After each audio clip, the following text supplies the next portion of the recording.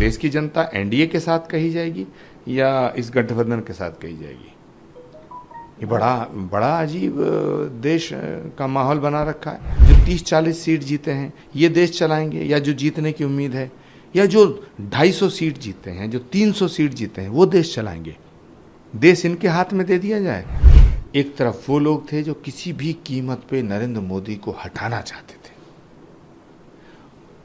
वो थोड़ा सा अपने इरादों में कामयाब हुए हैं। तीसरी बार नरेंद्र मोदी जी को भारत के प्रधानमंत्री के पद पर शपथ लेते हुए देश की जनता देखना चाहती है। अगर नरेंद्र मोदी जी से नाराज होती तो उन्हें इतना बड़ा मैंडेट ना देती। परिणाम बहुत अच्छे हैं। जनता का जनादेश है कि नरेंद्र मोदी तीसरी बार प्राइम मिनिस्टर बनने चाहिए। एक तरफ 20-25 दलों और उन नेताओं का एक कुनबा है जो सारे मिल करके 225-30 सीट तक पहुंचे हैं। एक तरफ अकेले नरेंद्र मोदी के नाम पर बीजेपी अभी भी 250 तक पहुंच गई है। तो जीत किसकी है?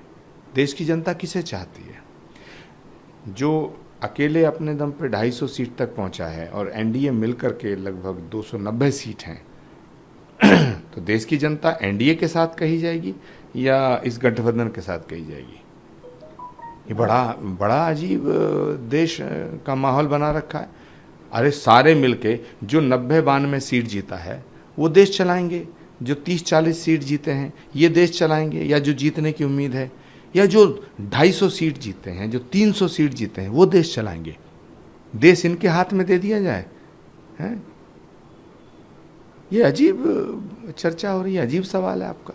यूपी में कहा था कि 80 में से 80 सीट लेंगे, तो आधी सीटें भी नहीं हो पाई। हाँ, यूपी में जो रिजल्ट है वो ठीक नहीं आया है, और ये ज़रूर इससे मैं सहमत हूँ।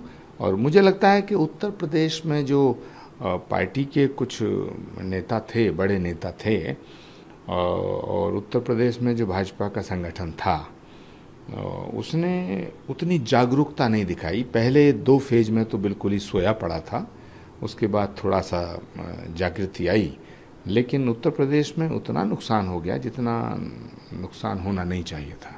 तो बात करें, कैबिनेट मंत्री भी हारे हैं, स्मिता ईरानी की बात करें, सजीव बालियान की बात करें। देखिए, मुझे लगता है कि पूरा का पूरा चुनाव नरेंद्र मोदी जी के नाम पे था। एक तरफ वो लोग थे जो किसी भी कीमत पे नरेंद्र मोदी को हटाना चाहते थे, वो थोड़ा सा अपने इरादों में कामयाब हुए हैं।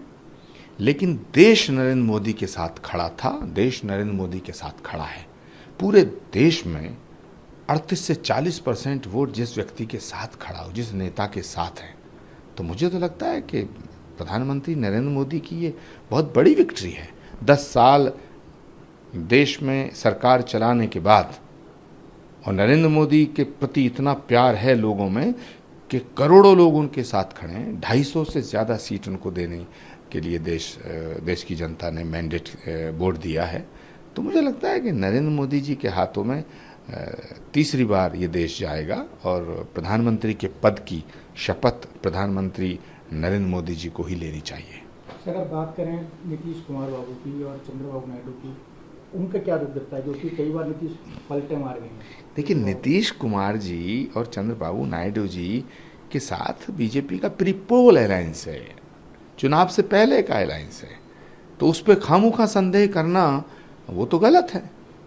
नीतीश कुमार जी नरेंद्र मोदी जी के साथ हैं, पासवान, मांझी, जीतन राम मांझी, चंद्रबाबू नायडू, और बीजेपी ने कितनी बड़ी कामयाबी हासिल की है। उड़ीसा में सरकार बन रही है, आंध्र प्रदेश के अंदर चंद्रबाबू नायडू के साथ मिलकर के सरकार बनेगी, वहाँ काफ़ी सीटें जीत करके आए हैं। लेकिन कुल मिला के मैं ये कहना चाहता हूँ कि तीसरी बार नरेंद्र मोदी जी को भारत के प्रधानमंत्री के पद पर शपथ लेते हुए देश की जनता देखना चाहती है। अगर नरेंद्र मोदी जी से नाराज होती तो उन्हें इतना बड़ा मैंडेट ना देती। सर, एक आखिरी सवाल कि अगर कल को एनडीए जो घटक दल आते हैं, प्रधानमंत्री के पद पर नरेंद्र मोदी को ना देखना चाहें, तो फिर किसका चेहरा देखने की बात? देखिए, ये काल्पनिक सवाल है। क्या नीतीश कुमार जी ने ये कहा? क्या चिराग पासवान जी ने ये कहा है? क्या जीतन राम मांझी ने ये कहा है? क्या चंद्रबाबू नायडू ने ये कहा है? क्या जयंत चौधरी ने ये कहा है? जो एलाइज हैं बीजेपी के, उनमें से किसी नेता का बयान आया है? सबका बयान, सबकी भावना ये है कि नरेंद्र मोदी जी तीसरी बार देश के प्रधानमंत्री बने। हाँ, और देश की जनता ने उनका साथ दिया है।